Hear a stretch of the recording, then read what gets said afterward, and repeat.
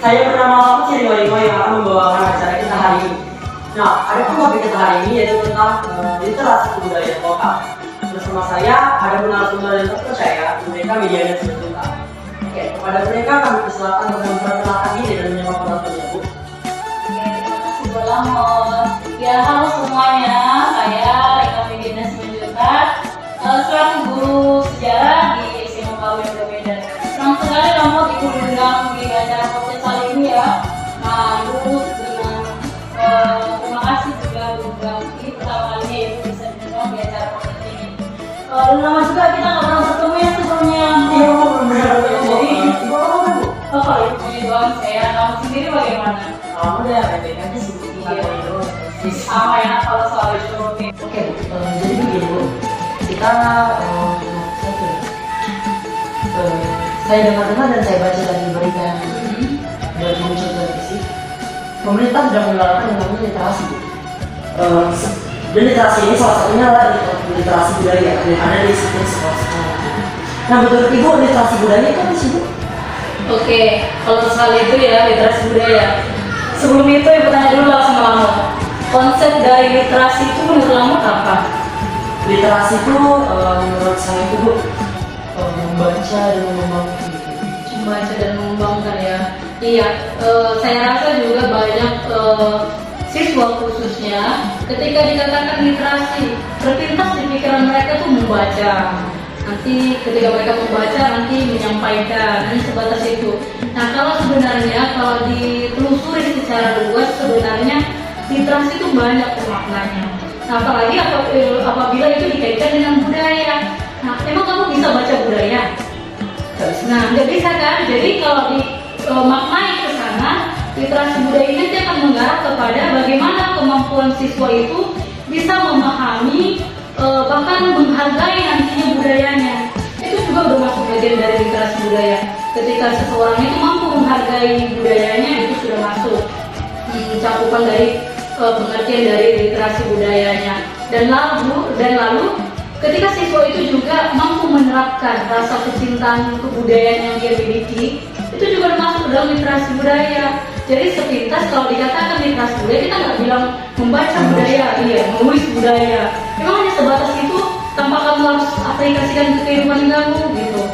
Karena kan budaya itu kan harus bisa dibaca, cuma budaya itu bisa dirasakan. Iya, jadi ya makanya kalau dari secara pengertiannya itu lebih luas dianya. Oke, Bu, jadi saya tangkap dari literasi budaya itu siswa itu harus bisa mengembangkan yang namanya literasi budayanya agar nanti di depannya mungkin ya kebudayaan kita itu tidak kalah jauh dengan kebudayaan asing. Nah, menurut Ibu, seberapa penting sih literasi budaya ini di dalam ruang lingkup sekolah yang berbeda ini? Kalau ditanya seberapa penting ya nak, jelas penting. Kalau nggak penting, Ibu rasa pemerintah nggak akan menggalak-galakkan yang namanya literasi ya kan? Itu pertama. Nah, terus kalau dikaitkan tadi, oke, seberapa penting literasi budaya ini diterapkan. Kalau bicara soal budaya sebenarnya itu melebar. Perilaku, kebiasaan itu juga bagian dari budaya, ya kan? Jadi kalau bagaimana pentingnya khususnya juga di sekolah. Nah, kita lihat ambil kasus ketika seseorang ataupun siswa saya katakan dia mengerti bagaimana berliterasi dari segi budaya, pasti siswa itu nanti mampu menghargai. Oke, secara tutur kata dia bisa menghargai kepada siapa dia berbicara. Nah, jadi kalau saat itu dia berbicara kepada guru, pasti etikanya juga keluar. Kalau dia mengerti yang namanya literasi budaya. Nah, kepada teman-temannya juga ketika dia berhadapan langsung sama teman-temannya, dia kan juga kalau dia mengerti literasi budaya, pasti dia juga tahu bagaimana bersikap kepada temannya itu. Nah, itu kalau bagus saya rasa kalau apabila itu diterapkan di sekolah. Jadi ada saling menghargai. Dan itu tentang moral ya, dan moral.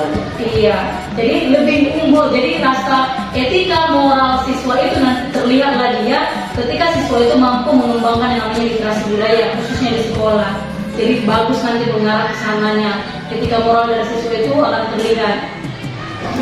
Jadi berarti semakin tinggi literasi kebudayaan di seseorang, berarti semakin tinggi juga moral kita. Iya. Oke, jadi begini ya, saya juga dari teman-teman kami sekitar yang di SMA ini, mereka lebih terpengaruh ke budaya-budaya asing gitu daripada budaya-budaya lokalnya gitu. Mereka lebih memakai Wista, Gasista gitu kan, terus memakai bahasa gaul daripada memakai bahasa Indonesia. Itu kenapa sih kok mereka tuh bisa seperti itu? Sebelum jawab ke situ ya, itu mau tahu dulu, jujur dulu Lamut ya. Nah, jadi tadi Lamut dengan teman-temannya dan Lamut sendiri dulu, seberapa besar literasi budaya yang Lamut miliki? Ada nggak kira-kira itu pengaruh budaya luar yang mempengaruhi Lamut? Kalau pengaruh budaya luar sih ada ya, coba. dari budaya-budaya Thailand, Thailand juga, terus budaya Inggris yang membuat kamu tuh bisa berdaya juga. Kalau jadul lah ya, ya. Nah, ya kalau jadul. Terus satu lagi tuh budaya-budaya dari Australia yang makannya itu memakai gandum roti. Belanda itu Belanda ya, itu Belanda ya. Jadi ngomong makan gandum, jadi kalau sarapan makannya gandum. Enggak sih, tergantung lah. Kalau di kampung kan makan gandum. Di kampung ya, di kampung menerapkan pola makan gaya luar ya. Jadi dulu di sana nih. Iya. Gitu lah. Ya, kita balik ke topik ya. Oke. Oke, jadi tuh kenapa sih mereka bisa tertarik dengan budaya-budaya? Bisa ikutan siapa lagi? Kenapa mereka bisa tertarik? Kenapa kamu tertarik juga? Lebih kece. Lebih kece. Jadi ibaratnya seolah-olah budaya luar itu jauh lebih ini ya, menggreget gitu ya, ketimbang budaya lokal kita sendiri. Karena lokal tuh lebih sakral gitu. Yang itu sakral banget. Kalau dulu kan ada dance hip hop, terus ballet, terus mereka tuh kayak lebih eksotis gitu. Terus kalau di Indonesia kan kayak apa ya? Kalau begitu maksudnya? Jauh orang yang tertinggal jauh gitu, nggak mau berkembang gitu. Ya berkembangnya cuma di daerah-daerah kecil gitu doang. Gitu. Oke, tapi gue rasa ada kok kita juga kebudayaan kita sampai ke mancanegara loh. Ya cuma tari sama gitu. Beberapa tarian tari sama budaya. Nah, berarti karena dari Lamut sendiri juga menganggap budaya luar itu jauh lebih menarik ya. Ya berarti sama gitu. Mungkin itu juga yang dirasakan sama teman-teman yang khususnya seusia dari sosial Lamut ya. Menganggap memang apa ya, budaya luar itu memang lebih mengikuti tren gitu ya. Lebih mengikuti tren. Terus menganggap ya budaya lokal itu cocoknya memang dimiliki sama orang-orang tua dulunya gitu ya. Mungkin itu salah satu faktor, sama seperti yang Lamut merasakan, itu juga yang dirasakan teman-teman Lamut. Lebih menyukai, lebih tertarik dan lebih mencintai budaya luar karena menganggap ya itu memang cocok dengan perkembangan zaman dia kan juga. Nah itu kolaborasi sih memang karena memang dari pribadinya. Kalau ini ya, kalau ditanya apa yang mempengaruhi mereka, ya memang pribadinya kan yang udah menganggap dan udah membuat dimensi mereka gitu loh. Mereka misalkan seolah budaya lokal itu kolot, budaya luar itu maju ngetren. Jadi orang-orang yang banyak menerapkan budaya lokal itu lebih kayak tertinggal jadinya. Padahal enggak kan? Sebenarnya kalau kita bawa sebenarnya budaya lokal ini justru banyak loh, ibu-ibu lihat juga banyak juga budaya lokal ini kita sudah sampai ke mancanegara. Tarian Batak juga banyak kan, bahkan nyanyian Batak itu bahkan bagaimana orang luar sendiri juga berusaha keras itu mau belajar budaya kita, khususnya budaya Indonesia. Jangan salah, kita terdiri berapa provinsi, masing-masing provinsi berapa juga suku yang ada di situnya. Jadi sebenarnya kalau dari ibu sendiri ya, ibu menganggap justru budaya kita ini jauh lebih ini menarik karena apa? Beragam gitu. Kita nggak hanya fokus pada budaya yang satu. Jadi kemana Lamut pergi, Lamut akan bisa melihat oh ternyata budaya di Papua, lihat bagaimana tampilan mereka, ya kan? Bagaimana mereka masih menjaga kebudayaan mereka juga. Nah coba lihat, jadi orang-orang itu juga banyak sebenarnya tertarik. Ketika mereka pergi ke Samosir, sebenarnya mereka juga pengen mau belajar budaya kita. Tapi anehnya, ya kan anehnya, kita yang pengen mau belajar ke mereka. Terus mereka pengen belajar budaya kita. Makanya itu kebalikan dari mereka. Itu dia tadi, mereka pengen belajar budaya kita pengen belajar budaya mereka. Ya udah, ini kata dengar aja ya buat warga negara ya Bu. Ibu sendiri Bu, saya mau nanya balik ya sama Ibu. ibu ada tidak terpengaruh sama budaya luar? Kalau soal itu ya nak, budaya luar, ibu dulunya memang suka nonton Korea ya. Memang Korea. Kita lihat juga memang dari segi perfilman ya. Mungkin Lama sendiri tahu bagaimana perfilman Indonesia ya. Jadi drakor itu kan lebih menantang. Jadi alur ceritanya itu sulit untuk ditebak. Jadi kan ada rasa penasaran ketika Ingin nonton menontonnya. ya. Nah itu sebenarnya tapi kembali lagi ya ibu nggak mau terhanyut di situ ngikutin budaya yang ada. Tetap memang ibu ya kita harus ingat juga budaya kita gitu ya. Boleh silakan masuk kita ini belajar juga budaya luar. Apa? Kamu juga kalau misalnya senang sama Thailand ya kan senang kan? เลย Nggak bisa apa sawarin apa ya? ครับเลยกำลังนะครับ Nggak masalah, satu sisi lama nambah pengetahuan bagaimana bahasa luar itu bagus sebenarnya kalau di tapi jangan lupa bahasa ini ya. Bahasa lokal. Ya, karena kan di dunia era globalisasi sekarang bu, memang perlu juga sih belajar bahasa Iya, biar bener diterima banget, kerja. iya.